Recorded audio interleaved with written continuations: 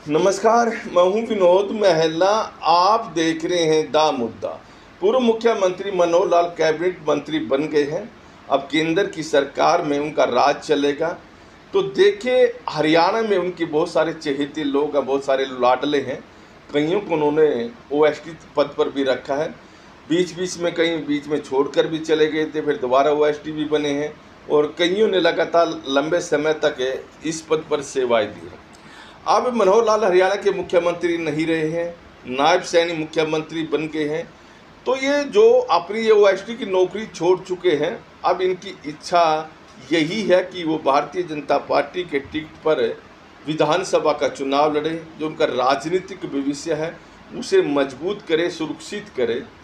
इन लोगों को उम्मीद है कि उनके जो आका हैं पूर्व मुख्यमंत्री मनोहर लाल, उनको टिकट दिलवा देंगे। हरियाणा की सियासत में देखें तो मनोहर लाल की चलती है और लोकसभा चुनाव जो अभी संपन्न हुए हैं, 10 की 10 लोकसभा सीटों पर जब टिकट वितरण हुआ, जिसको मनोहर लाल ने चाहा उनको टिकट भी दी है और 4-5 ऐसी टिकटें दी हैं जिन्हें उम्मीद नहीं थी कि उनको टिकट मिलेगी, लेकिन मनोहर लाल उनको बाहर से लाकर यहाँ भारतीय जनता पार्टी को टिकट पर उनको चुनाव लड़ाया। किसी को भांजा बनाया, किसी को कुछ बनाया और मनोहर लाल ने जो उनसे वादा किया था कि वो उनको टिकट दिलाएंगे, उन्होंने वादा पूरा भी किया। हालांकि वो कहीं चुनाव हार गए हैं। तो देखिए, अब ये मनोहर लाल के जो लाडले हैं, जो ओएसडी की नौकरी अब छोड़ चुके हैं, उन्हें भरोसा मनोहर लाल पर ही है कि वो विधानसभा में उनको टिकट दिलवा देंगे।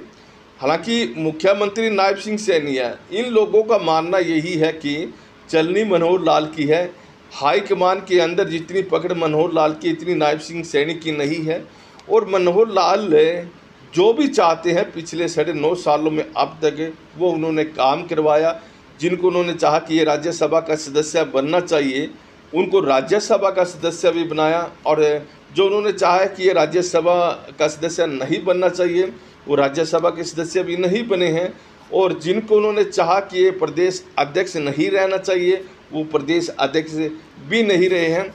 ऐसे में इन लोगों को जो ये अभी नौकरी जिन ओएसडीओ ने छोड़ी है, इन लोगों को उम्मीद यही है कि अब मनोहर लाल उनको टिकट दिलवा देंगे। जिस तरह उन्होंने अपने दूसरे चहेतों को टिकट दिलवाई है या मुख्यमंत्री बनाया है, राज्यसभा में भेजा है, तो वो तो उनके खासे नज़दीक रहे हैं। खैर, अगर मनोहर लाल इनको टिकट दिलवा देते हैं तो क्या ये चुनाव जीत जाएंगे? दरअसल इनका चुनाव जीतना इतना आसान नहीं। यहाँ भारतीय जनता पार्टी को बड़ा झटके लग सकते हैं विधानसभा चुनाव में। वैसे ही हरियाणा के अंदर भारतीय जनता पार्टी की स्थिति वो मजबूत नहीं है। लोकसभा चुनाव के जो नतीजे आए हैं उससे साफ जाहिर है कितना वोट प्रतिशत हरियाणा में भारतीय जनता पार्टी का गिरा है और 5 सीट खो दी है। अगर ऐसे जो मनोहर के चहेते हैं, इनको टिकट मिलती है और ये लोग टिकट भी वहीं से मांग रहे हैं जहाँ लोकसभा में भारतीय जनता पार्टी जीतती है, तो इससे भारतीय जनता पार्टी को नुकसान हो जाएगा।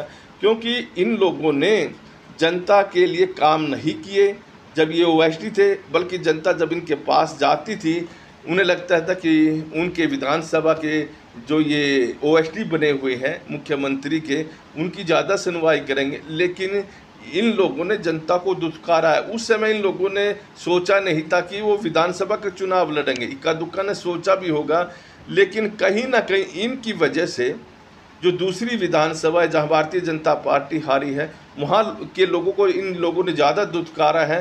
तो ये लोग अब विधानसभा के जो सपने देख रहे हैं, ये भारतीय जनता पार्टी को संकट में डाल सकते हैं। और देखिए, अगर भारतीय जनता पार्टी ने इन्हें टिकट दे दिया तो कांग्रेस पार्टी को यहाँ जो भारतीय जनता पार्टी के गढ़ हैं, यहाँ भी जीत मिल सकती है। ऐसे लोगों को अगर भारतीय जनता पार्टी